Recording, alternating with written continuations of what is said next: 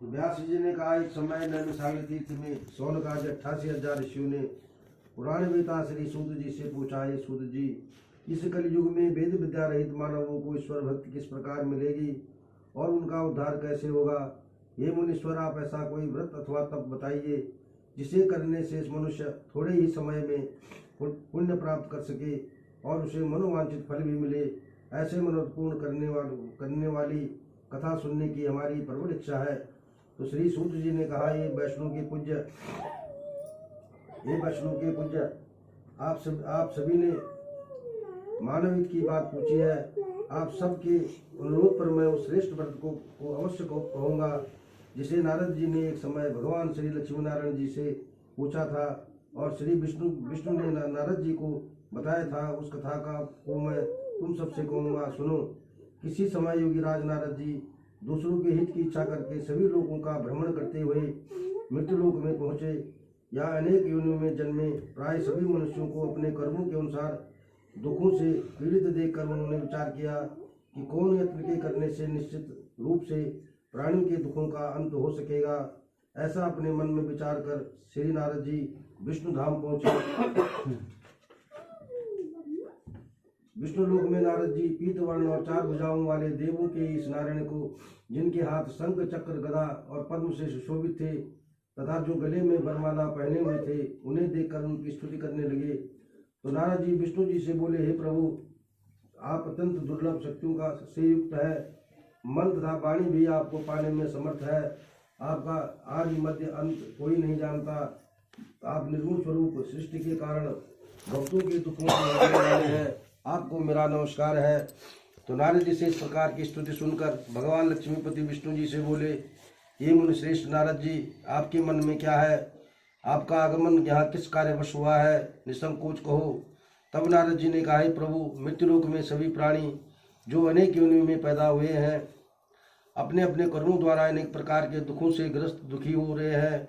ये नाथ, यदि आप मुझ पर दया रखते हैं तो कृपा कर मुझे बताइए कि उन मनुष्यों के सभी दुख थोड़े से ही प्रयत्न से कैसे दूर हो सकते हैं।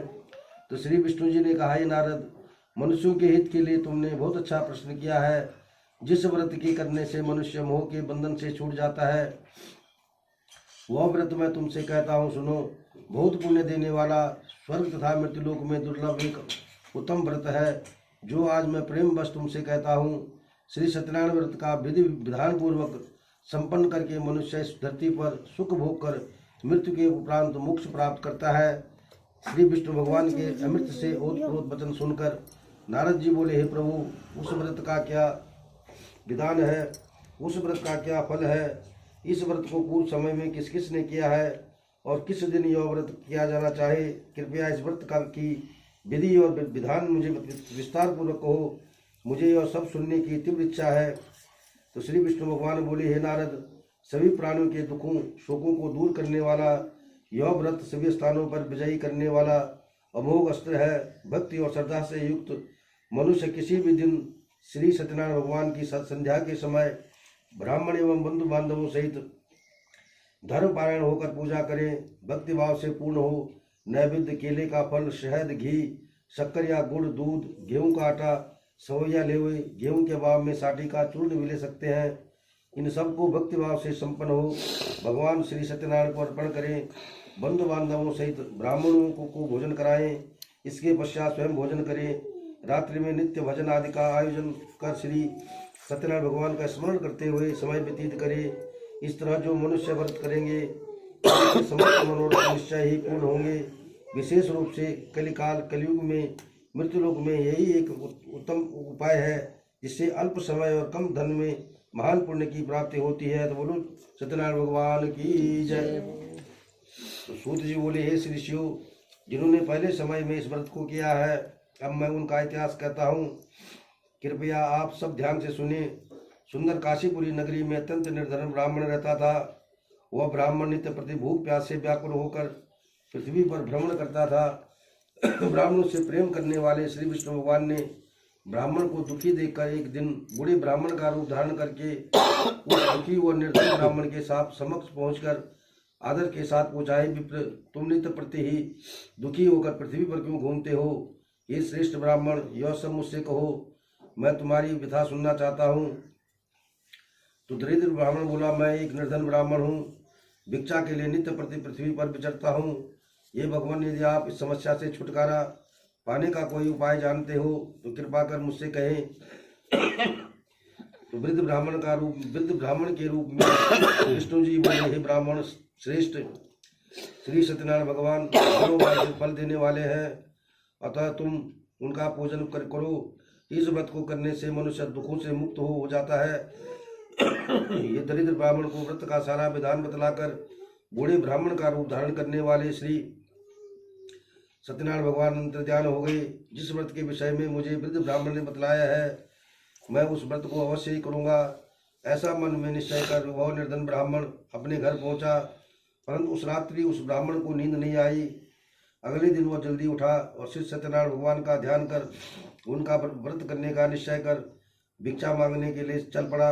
उस दिन उस दरिद्र ब्राह्मण को भिक्षा में बहुत सा धन मिला, जिससे उसने पूजन का सब सामान खरीद कर घर आकर अपने बंधु बांधवों के साथ भगवान श्री सत्यनारायण का व्रत किया, जिसके करने से वह दरिद्र ब्राह्मण सब दुखों से छूटकर अनेक प्रकार की संपत्तियों से युक्त हो गया।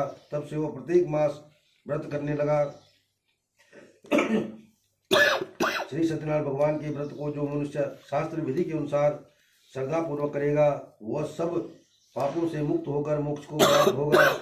आगे जो मनुष्य पृथ्वी पर श्री सत्यनारायण भगवान का व्रत करेगा, वो अपने सभी दुखों से छूट जाएगा। इस तरह नारद जी से सत्यनारायण भगवान का कहा हुआ व्रत मैंने आपसे कहा है। हे विप्र, अब आप और क्या सुनना चाहते हैं, मुझसे कहे।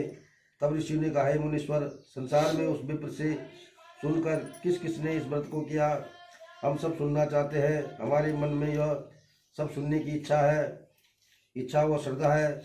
श्री सूत जी ने कहा, मुनियों, जिस प्राणी ने इस व्रत को किया है, उन सब की कथा ध्यान पूर्वक सुनो। एक समय ब्राह्मण धन ऐश्वर्य के अनुसार बंधु बांधवों सहित अपने घर पर व्रत कर रहा था। उसी समय एक बूढ़ा लकड़हारा लकड़ी बेचने वाला वहां आया। उसने सिर पर रखा हुआ लकड़ियों का गट्ठर बाहर रख दिया और उस ब्राह्मण के घर में चला गया। प्यास से व्याकुल लकड़हारे ने उस ब्राह्मण को व्रत करते हुए देखा। वह प्यास को भूलकर उस ब्राह्मण को नमस्कार कर पूछने लगा, ये ब्राह्मण देवता, आप यह किसका पूजन कर रहे हैं? इस व्रत को करने से क्या फल मिलता है? कृपा कर मुझे बताइए, इसे सुनने की मेरी इच्छा है। तो ब्राह्मण उस वृद्ध लकड़हारे से बोला, ये भाई, सब मनोकामनाओं को पूर्ण करने वाला श्री सत्यनारायण भगवान का व्रत है। इनकी ही कृपा से मेरे घर में धन धान्य सुख समृद्धि की वृद्धि हुई है। ब्राह्मण से श्री सत्यनारायण भगवान के व्रत के विषय में जानकर वह लकड़हारा बहुत प्रसन्न हुआ। भगवान का चरणामृत ले प्रसाद ग्रहण करने के पश्चात भोजन कर वह अपने घर पहुंचा। अगले दिन लकड़हारे ने अपने मन में संकल्प किया कि आज नगर में लकड़ी बेचने पर जो धन मिलेगा, उसी से मैं भगवान श्री सत्यनारायण जी का उत्तम व्रत विधि पूर्वक करूंगा। ऐसा मन में विचार कर वो लकड़हारा लकड़ियों का गट्ठर अपने सिर पर रखकर जिस नगर में धनवान लोग रहते थे, उस नगर में चला गया। उस दिन उसे उन लकड़ियों के दाम पहले दिन से चौगुने मिले। तब वह बूढ़ा लकड़हारा की प्रसन्न हो पके केले की फली, शक्कर, शहद, दूध, घी, दही और गेहूं का चूर्ण इत्यादि सामान श्री सत्यनारायण जी के लिए व्रत हेतु लेकर अपने घर आ गया। उसने अपने बंधु बांधवों को बुलाकर विधि विधान के साथ भगवान का पूजन और व्रत किया। उस व्रत के प्रभाव से वह बूढ़ा लकड़हारा धन पुत्र आदि से युक्त हो संसार के समस्त सुख भोग कर अंत में वैकुंठ धाम को चला गया। बोल सत्यनारायण भगवान की जय। श्री सूत जी बोले, हे श्रेष्ठ मुनियों, आगे की कथा कहता हूँ। पूर्व काल में उर्गामुख नाम का एक महान बुद्धिमान राजा था। वह सत्यवक्ता जितेंद्रिय था। वह प्रतिदिन देव स्थान पर जाकर गरीबों को धन देकर उनके कष्टों को दूर करता था। उसकी पत्नी कमल के समान मुख वाली सती स्वादी थी। भद्रशिला नदी के तट पर उन्होंने श्री सत्यनारायण भगवान का व्रत किया। उस समय वह साधु नाम का एक वैश्य व्यापारी आया। उसके पास व्यापार हेतु बहुत साधन था। वह वैश्य नाव को किनारे पर ठहरा कर राजा के पास आया। राजा को व्रत करते देखकर विनयशील वाणी से बोला, भक्ति उचित से आप यह किसका पूजन कर रहे हैं? मेरी सुनने की इच्छा है, कृपया आप मुझे सविस्तार बताइए। तो महाराज उल्कामुख ने कहा, साधु वैश्य, मैं अपने बंधु बांधवों के साथ पुत्र की प्राप्ति हेतु सर्वशक्ति संपन्न महान शक्तिशाली सत्यनारायण भगवान का व्रत व पूजन कर रहा हूँ। तो राजा ने भक्ति वचनों से सुनकर उस साधु नामक वैश्य ने आदर से कहा, हे राजन, मुझे भी इस व्रत का संपूर्ण विधान समझाइए।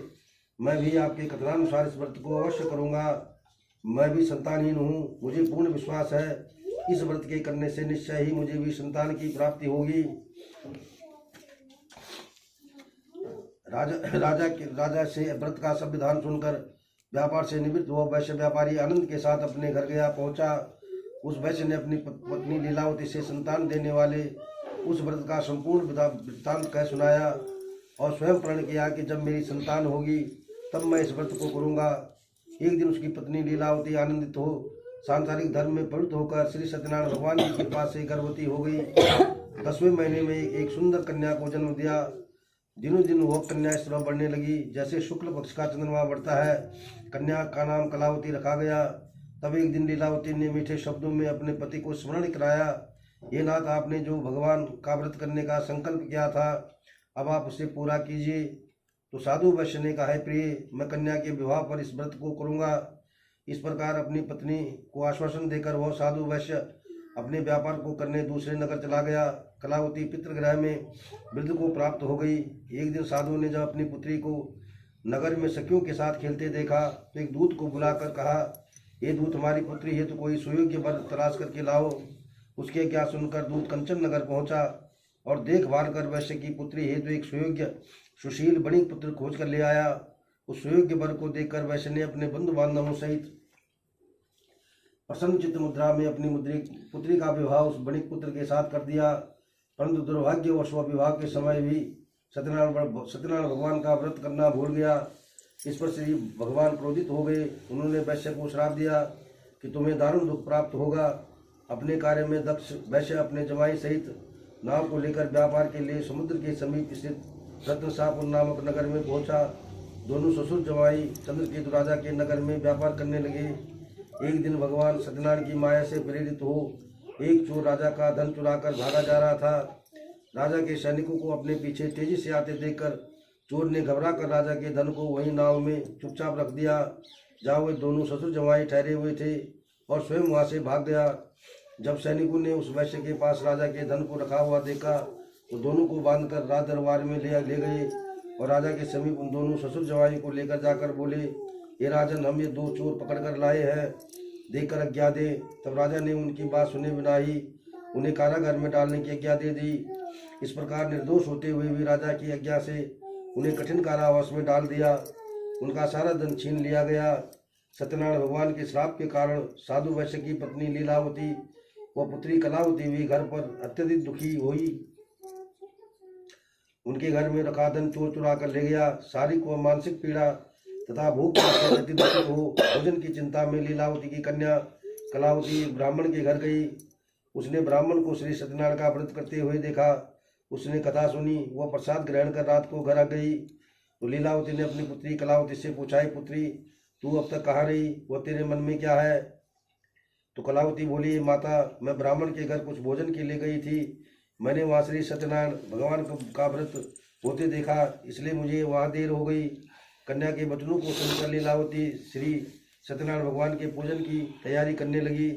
उसने परिवार व बंधु बांधवों सहित श्री सत्यनारायण भगवान का पूजन व व्रत किया और वर मांगा कि मेरे पति और दामाद शीघ्र ही लौट आए और साथ ही अपने अपराधों के लिए श्री सत्यनारायण भगवान से क्षमा याचना की। श्री सत्यनारायण भगवान की जी लीलावती के इस व्रत व पूजन से अत्यंत प्रसन्न हुए और उन्होंने राजा चंद्रकेतु को स्वप्न में दर्शन देकर कहा, ये राजन, जिन दोनों वैश्यों को तुमने बंदी बना रखा है वे निर्दोष हैं, उन्हें प्रातः ही छोड़ दो। उनका सब धन जो तुमने ग्रहण किया है उसे लौटा दो, अन्यथा मैं तेरा धन, राज्य, पुत्रादि सब नष्ट कर दूंगा। राजा को ऐसे वचन कहकर भगवान अंतर्ध्यान हो गए। प्रातःकाल राजा चंद्रकेतु ने सभा में सबको अपना स्वप्न सुनाया और सैनिकों को आज्ञा दी कि उन दोनों बणिक पुत्रों को कैद से मुक्त कर सभा में लाया जाए। दोनों ने आते ही राजा को प्रणाम किया राजा ने कोमल वचनों से उनका सत्कार करते हुए कहा, हे मानवाओ, तुम्हें दुर्भाग्यवश ऐसा दुख प्राप्त हुआ है। अब तुम्हें कोई भय नहीं, तुम अब मुक्त हो। ऐसा कहकर राजा ने उनको नए नए वस्त्राभूषण पहनाए तथा उनका जितना भी धन लिया था उससे दूना लौटाकर आदर के साथ विदा किया। दोनों वैश्य अपने घर को चल दिए। बोलो सत्यनारायण भगवान की जय। तो श्री सूत जी बोले, वैश्य ने मंगलाचार करके यात्रा आरंभ की और अपने नगर को चला। उनके थोड़ी दूर आगे बढ़ने पर दंडी वेशधारी श्री सत्यनारायण ने पूछा, हे साधु, तेरी नाव में क्या है? अभिमानी बणिक हंसता हुआ बोला, हे दंडी, आप क्यों पूछते हैं? क्या धन लेने की इच्छा है? मेरी नाव में तो बेल और पत्ते भरे हैं। वैश्य का कठोर वचन सुनकर दंडी वेशधारी श्री सत्यनारायण भगवान ने कहा, तुम्हारा वचन सत्य हो। ऐसा कहकर दंडी वेशधारी वहां से चले गए और कुछ दूर जाकर समुद्र के किनारे बैठ गए। दंडी महाराज के जाने के पश्चात वैश्य ने नित्य क्रिया करके से निवृत्त होने के बाद नाव को ऊंची उठी देकर चंबा किया तथा नाव में बेल पत्ते आदि देकर मूर्छित तो जमीन पर गिर पड़ा। मूर्छा खुलने पर शोक प्रकट करने लगा। तब उनके जवाई ने कहा, आप शोक न करो, यह दंडी महाराज का श्राप है, अतः उनकी शरण में ही चलना चाहिए, तभी हमारी मनोकामना पूर्ण होगी। जवाई के वचन सुनकर वैश्य दंडी महाराज के पास पहुंचा और अत्यंत भक्ति भाव से प्रणाम करके बोला, है मैंने जो आपसे असत्य वचन कहे थे उसके लिए मैं क्षमा प्रार्थी हूँ। ऐसा कहकर वह बहुत दुखी होकर रोने लगा। तब दंडी भगवान बोले, हे बणिक पुत्र, मेरे साप से बार बार तुझे दुख प्राप्त हुआ है, तू मेरी पूजा से विमुख हुआ है। तो वैश्य ने कहा, भगवान, आपकी माया से ब्रह्मा आदि देवता भी आपके रूप को नहीं जान पाते, तब मैं अज्ञानी भला कैसे जान सकता हूँ? आप प्रसन्न होइए, मैं अपने सामर्थ्य के अनुसार आपकी पूजा करूँगा, मेरी रक्षा करो और पहले के समान मेरी नौका को धन से परिपूर्ण कर दो। उसके भक्ति वचनों को सुनकर श्री सत्यनारायण भगवान प्रसन्न हो गए और उसको इच्छानुसार वर देकर अंतर्ध्यान हो गए। तब ससुर व जवाई दोनों ने नाव पर आकर देखा कि नाव धन से पूर्ण है। फिर वह भगवान सत्यनारायण का पूजन कर साथियों सहित अपने नगर को चल दिए। जब वह अपने नगर के निकट पहुंचा तब उसने एक दूत को अपने घर भेजा। दूत ने वैश्य के घर जाकर उसकी पत्नी को नमस्कार किया और कहा कि आपके पति अपने दामाद सहित इस नगर के समीप आ गए हैं। लीलावती और उसकी कन्या कलावती उस समय भगवान की पूजा कर रही थी। दूत के वचनों को सुनकर साधु की पत्नी ने अत्यंत हर्ष के साथ सत्यदेव का पूजन पूर्ण कर अपनी पुत्री से कहा, मैं अपने पति के दर्शन को जाती हूँ, तू कार्य पूर्ण कर शीघ्र आ जाना। माँ के जाते ही पुत्री कलावती पूजन एवं प्रसाद छोड़कर अपने पति के दर्शन के लिए चली गई। प्रसाद की अवज्ञा के कारण सत्यदेव ने रुष्ट होकर उसके पति को नाव सहित पानी में डुबो दिया। कलावती अपने पति को न देखकर रोती हुई जमीन पर गिर पड़ी। अपने जवाई और पुत्री की दशा देखकर साधु वैश्य बोला, हे प्रभु, मुझसे या मेरे परिवार से जो भूल हुई है उसे क्षमा करो। उनके दीन वचनों को सुनकर सत्यदेव भगवान प्रसन्न हो गए। आकाशवाणी हुई, ये वैश्य तेरी कन्या मेरा प्रसाद छोड़कर आई है, अतः इसका पति अदृश्य हुआ है। यदि वो घर जाकर प्रसाद ग्रहण कर लौटे तो इसे इसका पति अवश्य मिलेगा। आकाशवाणी सुनकर कलावती ने घर पहुंचकर प्रसाद खाया, फिर आकर अपने पति के दर्शन किए। तत्पश्चात वैश्य ने वही बंधु बांधवों सहित भगवान सत्यनारायण का विधि पूर्वक पूजन किया। वह इस लोक का सुख भोग कर अंत में स्वर्ग लोक को चला गया। तो बोल सत्यनारायण भगवान की जय। श्री सूत जी ने आज्ञा, ऋषियों, मैं एक और भी कथा कहता हूँ, सुनो। प्रजापालन में लीन तुंगध्वज नाम का एक राजा था। उसने भगवान सत्यनारायण देव का प्रसाद त्याग कर बहुत दुख पाया। एक समय राजा बन के वन्य पशुओं को मारकर बट वृक्ष के नीचे आया। वहां उसने ग्वालों को भक्ति भाव से बंधुओं सहित श्री सत्यनारायण जी का पूजन करते देखा। राजा अहंकार वश वहां नहीं गया और न ही प्रसाद खाया। प्रसाद त्याग कर अपने घर को गया तो वहां उसने सब कुछ नष्ट पाया। वह समझ गया कि यह सब भगवान सत्यनारायण ने किया है। तब वो उसी स्थान पर आया और ग्वालों के संग विधि पूर्वक पूजन कर प्रसाद खाया तो सत्यनारायण की कृपा से सब कुछ पहले जैसे हो गया। और मरने पर स्वर्ग लोक को गया। जो मनुष्य इस परम दुर्लभ व्रत को करेगा, श्री सत्यनारायण की कृपा से उसे धन धान्य की प्राप्ति होगी। निर्धन धनी बंदी बंधन से मुक्त होकर निर्भय हो जाता है। संतान इनको संतान प्राप्त होती है तथा सब मनोत्पूर्ण होकर अंत में वह वैकुंठ धाम को जाता है। जिन्होंने पहले इस व्रत को किया, अब उनके दूसरे जन्म की कथा भी सुनिए। शतानंद नाम का वृद्ध ब्राह्मण ने सुदामा के रूप में जन्म लेकर श्री कृष्ण की भक्ति कर मोक्ष प्राप्त किया। उल्कामुख नाम के महाराज राजा दशरथ बने और श्री रंगनाथ का पूजन कर वैकुंठ को प्राप्त हुआ।